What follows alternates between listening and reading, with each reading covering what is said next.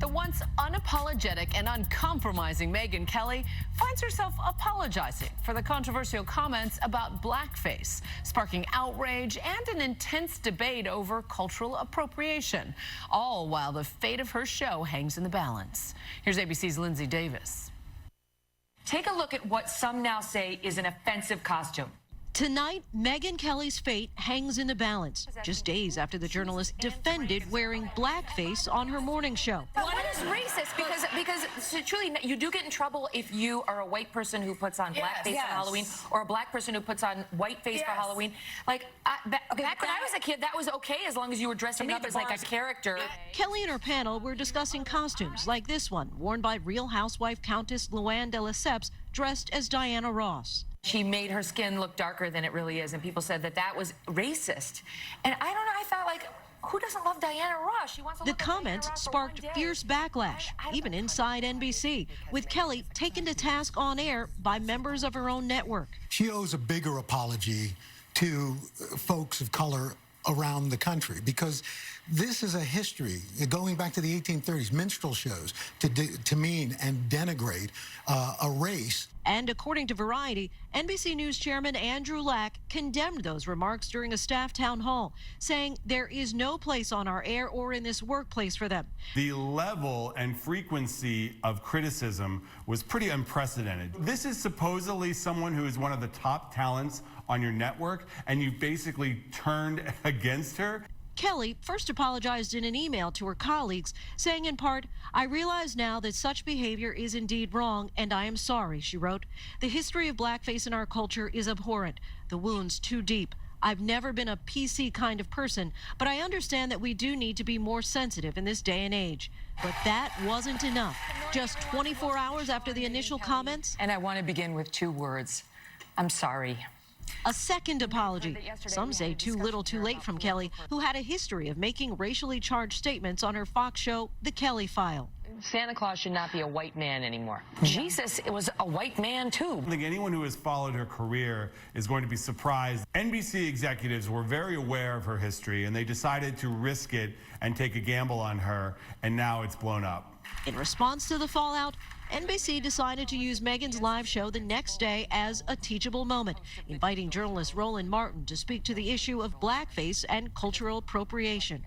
Roland, I did listen yesterday, and what was very clear in what I read and what I heard is that the history here, when it comes to that term and this issue, is deeply disturbing. I think the problem is, for African Americans, we know the history, and too many white Americans don't know or won't accept it. What was your initial reaction when you heard Megyn Kelly's comments on Tuesday? Well, certainly it was shocking to hear someone who has been in national media for a very long time actually say they didn't really understand what the big deal was about blackface. What's wrong with the PC defense, and why do you think so many people had a problem with that? When she made her initial apology, and she used the phrase PC, that still rankles people, because what has happened is, when we've had discussions historically about issues of race, in the last 20, 30 years, it's been put into this framework of, oh my God, we're PC. And so, as if we can't talk about these issues and not be upset about it. What they have to understand is that allowing those things to just take place over these decades and centuries has been the problem. We must deal with racism. We must deal with bigotry. For decades, cartoonish portrayals of black people appeared in songs, books, movies, and as enduring American characters. You know what trouble I was talking about? Like Mammy, Uncle Ben, and Aunt Jemima. When you see all those images, you now begin to understand how white supremacy was able to tell African Americans, not only are you second-class citizens, but you're less than, you're ugly, you're nasty, you're nothing. Flash forward to today. In 2013, Julianne Hough darkened her skin when she dressed as a black character on the TV show Orange is the New Black. She later apologized on Twitter, writing, "It certainly was never my intention to be disrespectful or demeaning to anyone in any way. I realize my costume hurt and offended people, and I truly apologize." And on college campuses, where costume parties make headlines year after year.